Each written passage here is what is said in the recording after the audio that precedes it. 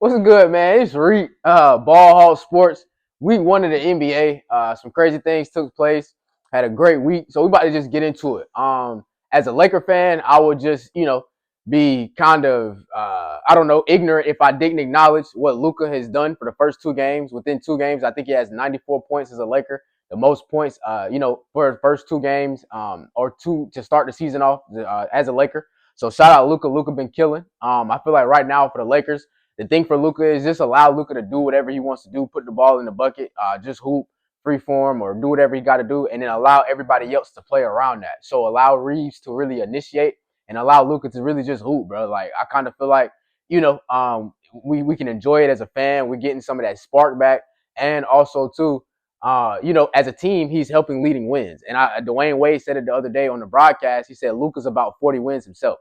And that's what it looks like. It looks like Luka can maybe get you 40. So with a good supporting cast, man, get you 10 to 15 more wins and be, secured in that top 6 in the West. That's really what it's all about. But shout out Luka, man. Keep killing.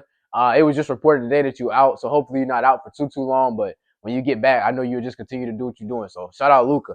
But the first team that the Lakers played this week was the Warriors. So, looking at the Warriors, and I kind of just, started to say it after their offseason ended. They made good moves and they look pretty good. And with Jonathan Kuminga, he looks well. He looks, healthy and everything. He doesn't look, out of sorts or, mentally out of it with the team. He looks like he's locked in with them and, trying to compete to try to win. So, shout out to him for that. But when I look at this Warriors team, Steph looked good. He looked like he don't have to turn it on until he have to because you still got Jimmy who can initiate the scoring along with a Buddy, along with a Kuminga, along with Podzimski. So when I look at the Warriors, I like what I'm seeing. Draymond's still doing what he's doing. He's still having the guard 1 through 5. Play make, do whatever you got to do on the defensive end, offensive end. So yeah, shout out to the Warriors. They look pretty good right now, and Al Horford as well too. He looked real good. Quentin Post, he knocking down the three, and he's gonna learn a lot from Al Horford. So that was a very good deal and a very good signing as well. So shout out to the Warriors, man. Beat the Lakers on opening night, but shouldn't be beating us for the rest of the season after that. Next, man, OKC.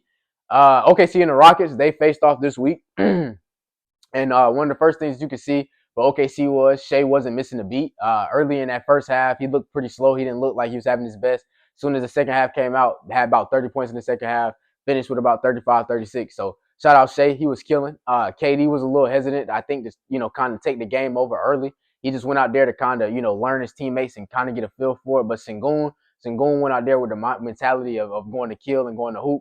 So shout out Sengun because he played very good in that game one. He performed very well. I think he had a 37-point double-double for sure, but it almost was a triple-double if I'm not mistaken. So, yeah, man, the Rockets, they look well. The only thing I will say about the Rockets, too, man, they got to address that point guard situation. Reed Shepherd, either they have to give him the time to get acclimated and to grow into that role, or they have to be hard on Amen Thompson about being the point guard and, really owning the role over there. Because I see him going to the corner a lot, kind of just, in space freelancing, but he has to go get the ball and initiate things for them. What should they do? I think that they should, if anything, make a trade for a guard get a Monte Morris, a guard like that, a guy who has some experience playing with a winning team, understands what it is that you could do for this team. Not a guy who's going to take too much of, try to take too much of the scoring load or try to be too much. Just do his job, be a traditional point guard, and help bridge the gap between men becoming that full-time guard or Reed becoming that full-time guard. So yeah, but shout out to the Rockets outside of that though. They still look pretty good. Kogi looks very good for them, and I knew he was an underrated signing. Would have loved to see the Lakers try to get him, but he looks very well. Haven't even seen Dorian Finney-Smith for them yet, so they still got players of that has not played yet. So we'll see what the Rockets will be, especially mid-season, because that's when they're probably going to be at their best. I think for OKC as well, to go back to that point, Chet is going to have a big season. And I think, starting off with no J-Dub, he's in that clear-cut second option role right now. He had, 20 and something in that first game. And I know just last night he had 31 and I think 10 as well. So Chet is hooping. He's starting off this early, this season with a bang. And I like what I see from him being aggressive. He, in that finals, he was kind of on and off. And I think now he's trying to be fully on and trying to show people that he's here to stay. He earned that contract that he got paid over the summer with really only about 2 full seasons of playing healthy basketball. So shout out Chet. I think we're in for a big year from Chet and really from that whole big three, especially when J-Dub come back. Shea's still going. He's still killing. He first off, came out that MVP last year, had 35 game one, 55 game two. So he hooping. Just had another 30 ball last night. So yeah, he cold.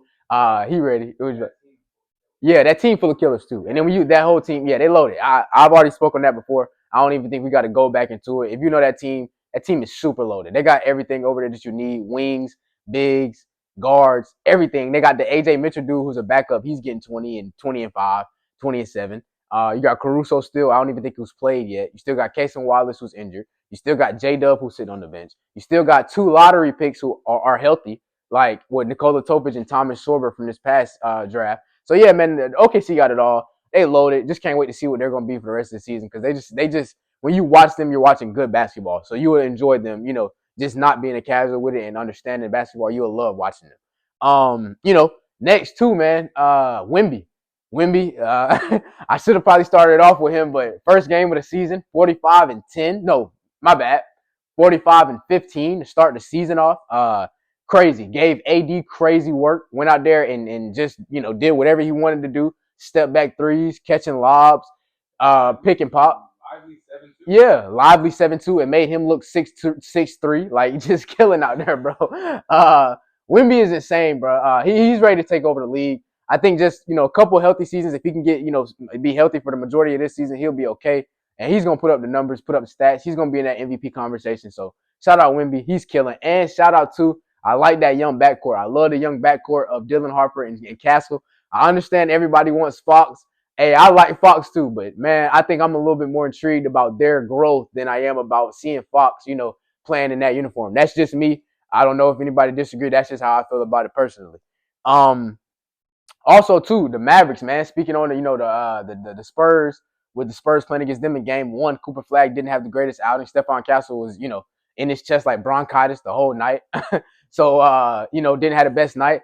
But, from what I see with the Mavericks, I'm going to just be honest, man. From the first 2 games, I don't think the Mavericks, and I said this, and I made a TikTok post about it about 2-3 weeks ago. I don't think the Mavericks are going to be the team that a lot of people think.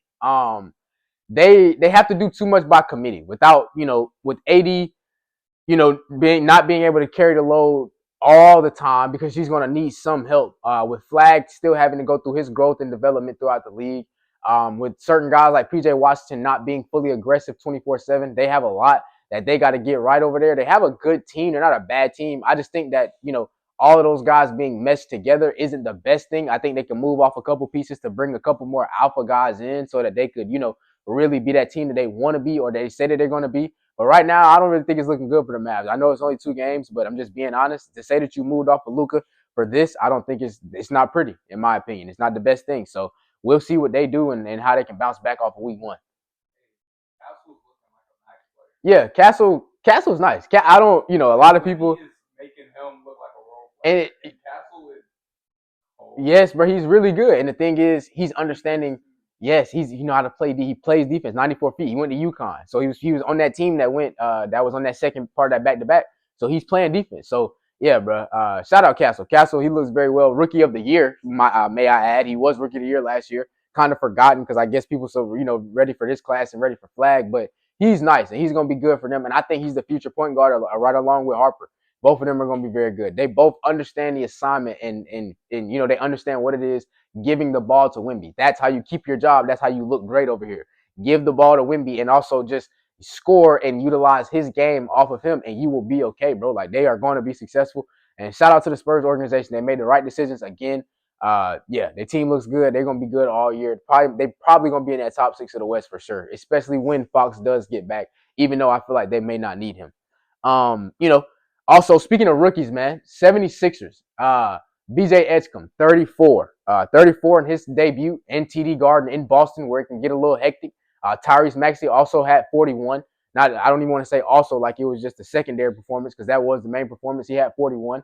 They are rehabbing Embiid, still letting him play, but then also rehabbing him, allowing him to get back so he'll be healthy and in the groove by the time he gets back. So I like that. And when I look at the 76ers team, man, I like the team. I don't think their team is bad at all. They got a lot of guys over there who can honestly go get a bucket. And they got a lot of guys who are tall wings who can play between that 4 to 5 to that 3 to 5 position. So, yeah, I like the 76ers, and I'm really liking what I see from that backcourt. That backcourt is the future. They are the face of the 76ers for sure, and they're locked in. And I think moving, going into Embiid's retirement, it's perfect that you have 2 guards who will take it over, so you can just replace with a big who will be able to just play off of those guards. So I think it's perfect. I think the 76ers are in a good position right now, in a good situation, and I think they'll be, I'm not gonna say one of the best teams in the East because I think that they're gonna deal with some health things, but I think that they definitely will probably be on the back end of that top six or within, at the top of the play-in list for sure for the Eastern Conference.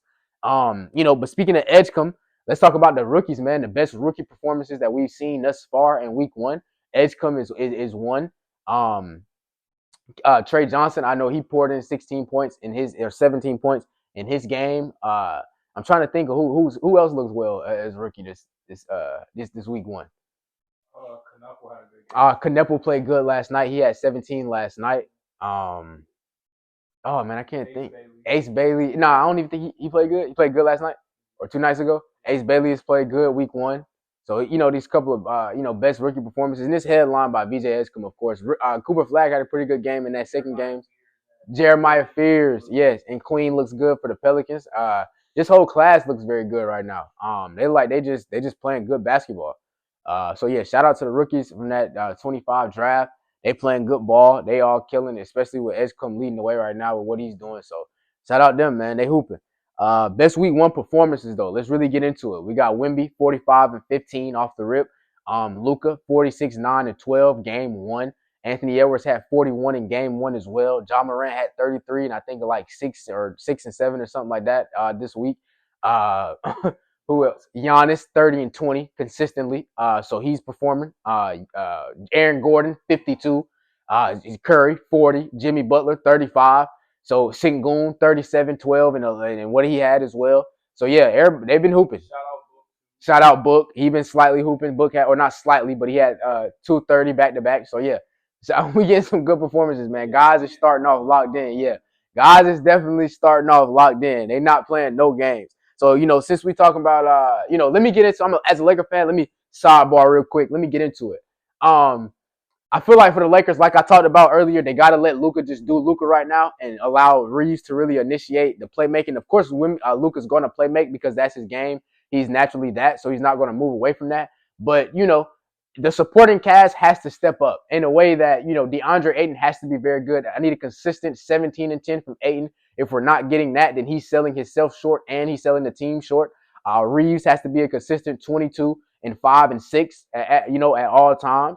Marcus Smart got to continue to be a dog. Connect when you play. You got to be a dog. Rui, you got to do more than just hit threes. You got to do a lot. You got to hit middies, play better defense, everything. Jackson Hayes, when you get in the game, catch more lobs, block more shots. Aduthiero will be coming back, so he's going to be very good when he gets back out there.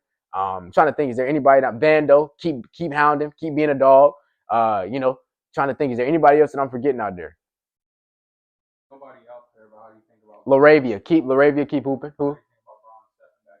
I think I'm gonna love it. I think Bron is, and that's part of the reason that I think he is sitting to start the season. I think Bron could have maybe played injured, but I think he wants to sit to see how is he gonna fit, knowing that this is Luka is the alpha, Luka is the best player. How is he gonna come in and make it easier for Luka and not make it hard and get in his way? And I think Bron is understanding that. And I think the thing that Bron could do is just be the natural three. Allow Luka Reeves to be the 1-2. Bron is the full off the ball three, slashing, doing what he's doing with the second unit when he has control of the ball and just being LeBron James. He's still LeBron James. He just won't have the ball in his hand and initiate the offense like we'll always see or we've been seeing throughout his entire career. But if LeBron is LeBron, which is still giving you 25, or even, if Reeves and Luka is giving very good numbers, if LeBron is still giving you 23, 7, and 6, bro, as a third option, or no, not third, my bad, second option, that's amazing. So yeah, man, I can't wait to see when LeBron gets back. I think the Lakers are going to have an amazing supporting cast around Luka, with Luka being that guy, clear cut, and then just having everybody around him pour in and do exactly what they need to do for the Lakers to be top 6 and one of the best teams in the West. That's all the Lakers need, and will be primed for a good run for sure. Wemby, Luka, Giannis, AE, Envy, or no, Shea as well. My bad. I didn't mention him when I talked about best performances. He had 55 in game 2. Cannot forget that. Highest scoring game we've seen thus far. And also, so my right now for my MVP watch is right now at the top of the list. I will go Luka because Luka had 2 back-to-back great performances. Number 2, I will go Wemby right now. Number 3, I'll probably go Shea with going from 30, 55, another 30. And then I'll be going Giannis right now. So that would round out my top 4 MVP watch after week 1. But yeah, man, Ball Hall Sports, week 1 NBA, great week, and we'll just be looking forward from week 2 and all the weeks going on. So we'll see, but good pod.